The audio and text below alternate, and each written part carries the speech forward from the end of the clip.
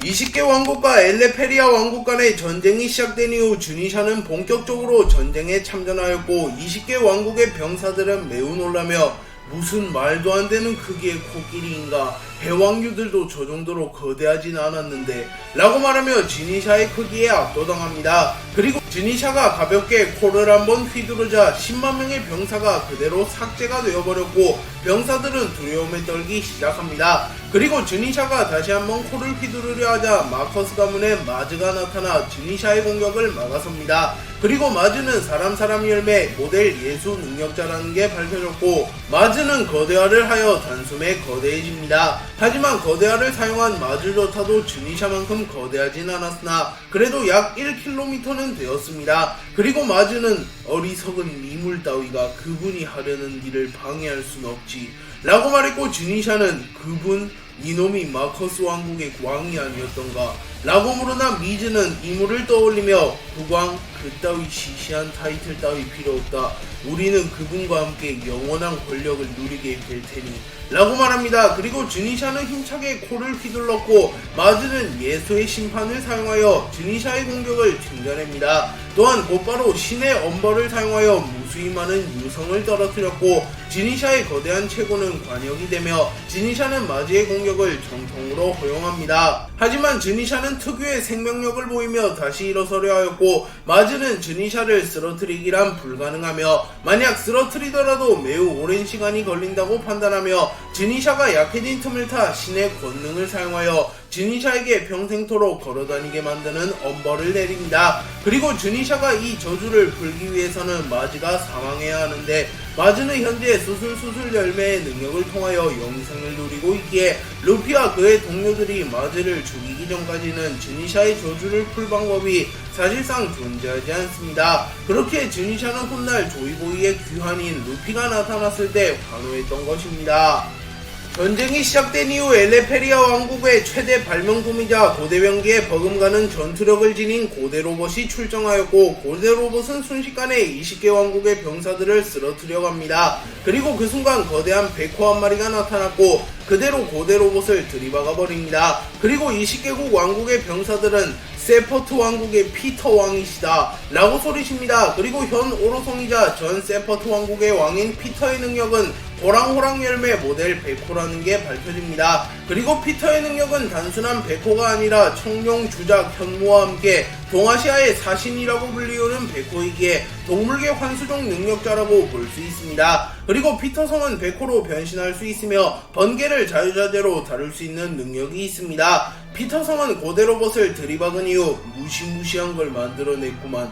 역시 과학의 정점 엘레페리아 왕국인가. 하지만 고작 기계 따위로 우리를 막을 수 있다고 생각했다면 오산 이라고 말한 뒤 에넬의 네온의 10배의 크기와 100배의 위력에 달하는 강력한 번개를 내리쳐버리며 고대 로봇을 공격합니다. 그러나 고대 로봇은 번개에 잘 대응하도록 설계가 되어 있었기에 피터의 공격을 버텨낸 이후 백호로 변한 피터의 멱살을 잡으려 합니다. 하지만 그 순간 피터는 몸을 젖히며 고대 로봇의 공격을 피해낸 이후 고대 로봇을 그대로 물어버렸고 고대 로봇은 크게 손상되며 추락합니다. 그리고 공교롭게도 고대 로봇은 바다에 빠져버렸고 먼 훗날 해수면이 상승하며 그곳은 지금의 에드헤드 섬이 되어 베가펑크가 이 고대 로봇을 발견하게 됩니다. 엘레페리아 왕국의 국왕은 주니샤와 고대 로봇이 쓰러진 것을 확인한 이후 다급해하며 고대병기의 사용을 허가합니다. 그리고 최강의 파괴력을 지녔으며 섬을 한방에 지워버릴 만큼 강력한 우라노스를 사용하여 20개국 왕국을 차례차례 삭제시켜 버리려 합니다. 그리고 곧이어 우라노스가 발포되었고 에단바로 왕국과 피거랜드 왕국이 지도상에서 사라져버립니다. 하지만 에단바로 왕국의 국왕인 나스주로는 당황하지 않으며 어차피 우리는 마리조아를 건설하여 신들의 땅으로 이주할 계획, 왕국 따위 사라져도 상관없다네 라고 말합니다. 그리고 엘레페리아 왕국은 우선 2개의 왕국을 날려버린 이후 우라노스를 재장전하기 위하여 준비를 마쳤으나 그 순간 네로나 가문의 킹이 나타나 엘레페리아 왕국의 국왕을 암살해버립니다. 그리고 곧바로 고대병기를 탈취하여 도주하려 하였고 우라노스를 네로나 가문으로 옮기는 데 성공합니다. 그리고 이어 플루톤과 플루톤 우라노스를 작동시키기 위해 반드시 필요한 물질 또한 옮기려 합니다. 하지만 그 순간 류마가 나타나 킹을 단 한 방만에 베어버렸고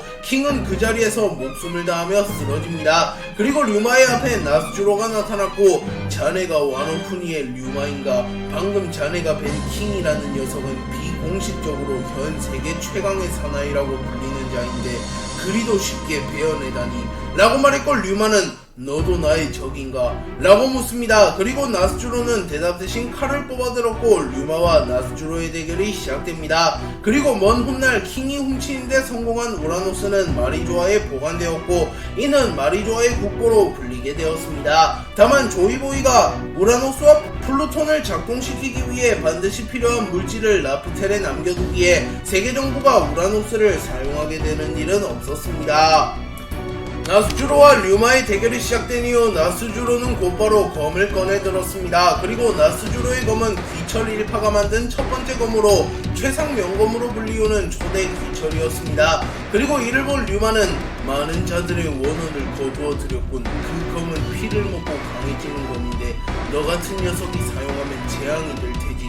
인간의 목숨을 벌레 보듯 보는 이놈이 얼마나 많은 목숨을 거두어 갔을지 라고 말합니다. 그리고 나스주로는 인간은 그저 벌레다. 수가 조금 줄어들더라도 계속하여 재봉충될 뿐. 이번 전쟁만 끝나면 우리의 왕국이 완성된다. 하지만 아쉽군. 조이보이, 류마 이 녀석들도 그분과 함께 했더라면 평생토록 세상을 지배할 수 있었을 텐데 라고 말합니다. 하지만 류마는 웃으며 나는 지배 따위엔 관심 없다. 조이보이 그 녀석도 마찬가지일 테고 가짜는 신흉내 따위 내지 마라. 너희들도 그저 인간일 뿐이다 라고 말한 이후 자신의 검인 도신류와 흑도 슈스이를 꺼내듭니다. 그리고 류마는 빠른 속도로 나스주로에게 접근하여 폐양색 패기를 휘감은 이후 나스주로를 공격하였고 나스주로는 초대 기철을 사용하여 류마의 공격을 막아냅니다. 그리고 두 캐릭터의 충돌의 여파로 인하여 주변의 모든 것이 파괴되어 버리거나 날아가 버립니다. 나스주로는 류마의 검을 간신히 막아냈고 류마는 놀라며 일합을 버티다니 제법이군 이라고 말했고 나스주로는 모든 상대를 일합에 베어버린다는 그야말로 일섬의 신화답구나.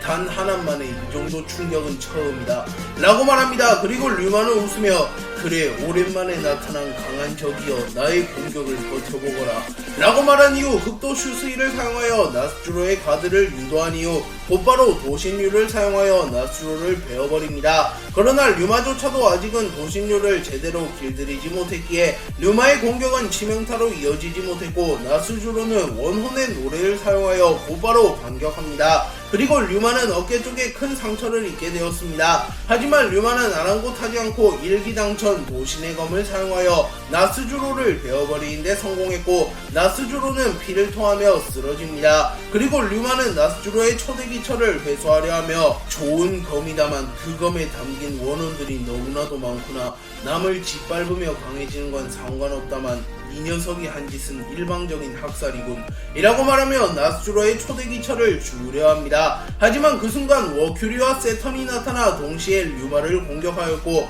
류마는 초대기철을 회수하는데 실패하며 이들의 공격을 막아섭니다. 그리고 세턴은 우리 중 한 명을 이토록 쉽게 이기다니 이 정도 실력이면 그분과도 겨뤄볼만 하겠구나 라고 말하며 곧바로 악마의 열매 능력을 사용하여 변신합니다. 그리고 이때 세턴의 능력이 소소열매 모델 우마왕이라는 게 밝혀집니다. 그리고 워큐리 역시 감탄하며 가히 최강의 검사라고 부를 만한 자이다. 하지만 이 녀석의 신화도 오늘로서 끝이다 라고 말한 뒤 악마의 열매 능력을 사용하여 변신합니다. 그리고 이때 워큐리의 능력이 사람 열매 모델 사탄이라는 게 밝혀집니다. 그리고 류마는 견문색 패기를 통하여 이들의 강함을 느낀 이후 한 명이라면 전혀 문제없다만 세 명이라면 조금 힘들지도 모르겠군. 하지만 패배를 먼저 생각하는 건 검사의 수치다 라고 말합니다. 조이보이는 전쟁이 시작된 이후 어느 고성으로 향했고 그곳에는 이무가 앉아 있었습니다. 그리고 이무는 조이보이 너 정도 되는 남자가 천한 것들을 위하는 이유가 뭐지?